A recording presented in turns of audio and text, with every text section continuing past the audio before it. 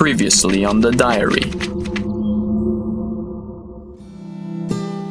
I came back home to find out that Jessica attempted to commit suicide. Jessica, why would you try to kill yourself? You might not believe me, but I didn't slit my wrist. I woke up and I was already bleeding. I don't just believe her diary. I know who did it. I convinced the guards to let me see the surveillance footage from the morning Jessica had her wrists cut. And there she was, my sister. But on her way to Jessica's room, the doctors believe she may have developed toxic shock syndrome. If you don't know what that is, it's the infection caused by bacteria releasing poisonous toxins into the bloodstream. They aren't sure how she got it. I'm pretty sure Jessica doesn't use tampons. And then something crazy happened. I was sitting next to her when the doctors gave her the anesthesia, and she was supposed to be counting backwards from 10. And then Craig walked in. She started hyperventilating. The drugs were kicking in, so she couldn't say what was stressing her out so much. But she never broke eye contact with Craig. I immediately left to pick up my medicine, only to find I was too late. The delivery box was there, but someone else took my medicine. There was a pack of tampons in it. It seems from the contents of this box that someone may have intentionally caused Jessica's toxic shock with one of this. My thoughts were interrupted by the sound of the screeching tires of the car fleeing the scene. It was Craig, with those sharp blue eyes, in the driver's seat, and my twin sister in the passenger seat, waving my medicine up in the air for me to see. Which leads me to Jessica. If I give her my blood, I will pass on to her whatever evil blood DNA virus thingy I possess. Well, what's the alternative? This is it for her. Last chance. She will not survive her sepsis without my help, so should I let her just drift away and let her find the sweet mercy of death, but forever feel like I took revenge on her and lose her permanently? Or should I save her, knowing my blood will corrupt her and that she will no longer be the person I admire? I'll lose her either way. I stayed, and I gave blood to help save the life of my best friend forever. Being bad is in my blood. I have infected others with my blood. Oh, that's just not how biology works. Jessica just told me that the male nurse was delivering some bad news to her. Her kidneys started to fail. Jessica, you can have my kidney. Why are you so nice to me? Just because sometimes people do crazy things. Are you trying to tell me that you're truly madly deeply?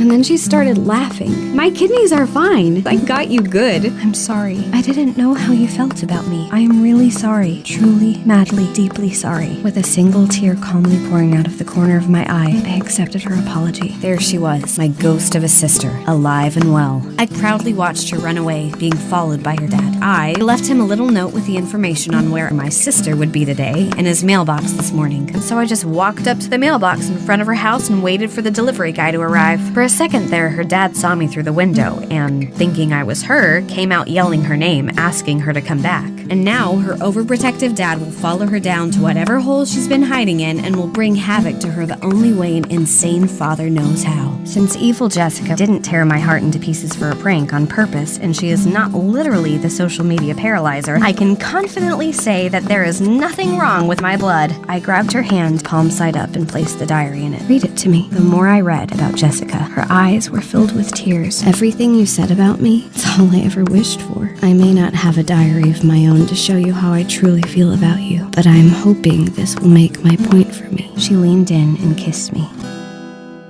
The following takes place on July 19th, 2015.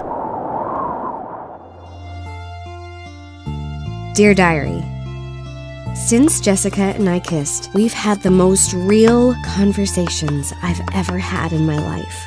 We were honest and vulnerable. We were confused and afraid, but mostly we were happy, brave, and free.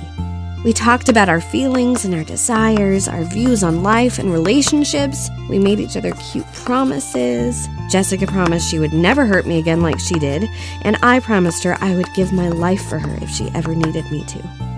So then we got back on the subject of the kidney failure prank and the fact that Craig and my sister could have killed Jessica several times already if they wanted to. So we wondered if the real reason why they didn't kill her was because they thought it would be more fun for them to just have her break my heart personally. And then we realized how without them, we probably wouldn't have ended up together, so we laughed about it. All is forgiven. Can you imagine, Diary, if back when I had to choose between giving Jessica my blood to help her survive her sepsis or letting her die, if I had chosen not to help her? It was all based on a misconception, my own distorted version of reality, or just plain wrong information. And while the dilemma was technically invalid, its effects, had I chosen incorrectly, would have been very real and completely devastating. I would have killed Jessica for absolutely nothing. I would have missed out on all of this for no reason. Then, the Foot Clan nurse came into Jessica's room and interrupted our conversation. I immediately let go of her hand so he didn't get wind that something was going on between us. Even when he just did his routine checkup as he usually does, I could see how Jessica still feels completely intimidated by his presence. Makes her feel helpless. So as soon as he was gone, I told Jessica, I wish I could put an end to this. I just want to fix all of your problems. I'm curious, what would you do to your sister if you found her? I don't know. I guess I haven't thought about it. Although, I should start brainstorming what I would do because I sent her dad after her, and if I tell him once, I'm sure he can lead me to her. Okay, so let's think. What if I killed her parents, made a chili bowl with their meat, and fed it to her? Yeah, that sounds great. It'll be just like in South Park. Huh? Yeah, Cartman did that in South Park to that bully kid Scott. Aw, I thought it was being original. Well, I don't want to do that now. Let's think of something else. Okay, I got it. What if I inject her with HIV-positive blood and have her contract AIDS? How about that? No? South Park did it. Cartman infected Kyle with AIDS. They find a cure by injecting themselves with money. It was pretty funny. Okay, I'll sew the Foot Clan together like in that movie The Human Centipede. South Park did it. Apple did it to Kyle because he signed the terms and conditions.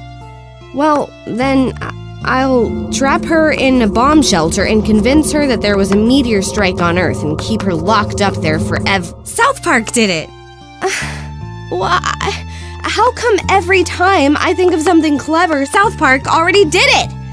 Okay, how about if I somehow give her a kidney stone and hemorrhoids at the same time? Has South Park done that? A, no, South Park hasn't done that. I'd like to believe they'd be a little more clever than that. And B, how are you going to realistically give your sister a kidney stone and hemorrhoids at the same time? I don't know.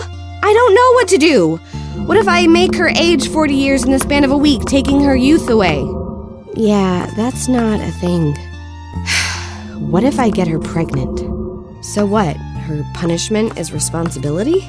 Pregnant at 19? I also heard labor is really painful. Sounds more like a punishment for the baby. Is leprosy still a thing? Probably not. Damn it. No, but seriously though, I know you're angry at her and you would like to get revenge, but I think I'm ready to forgive them. I think I can live with the fact that they may not get what they deserve. I can live with the hope that maybe one day they'll screw up and will eventually end up being caught by the police. Or not. It's not our responsibility to make them pay, even if right now it feels like it is. What we have now, together, as a result of their feeble plan backfiring, is a much more valuable dream to seek for me than revenge. I would rather wipe the slate clean and start over with you than to have you go off on a vengeance rampage and then not come back to me. I would die if you didn't come back to me. You would die? I asked with a coy smile. She said, "Of course I would. I just recently discovered what it's like to finally get out of the friend zone, and you have no idea how quickly the world owes me this whim I only knew existed less than 24 hours ago. I just can't go back. I won't go back. It's too comfortable in here." So, with my index finger sideways on her chin, I aligned her face with mine. I promise you that I will never leave you. Love, C.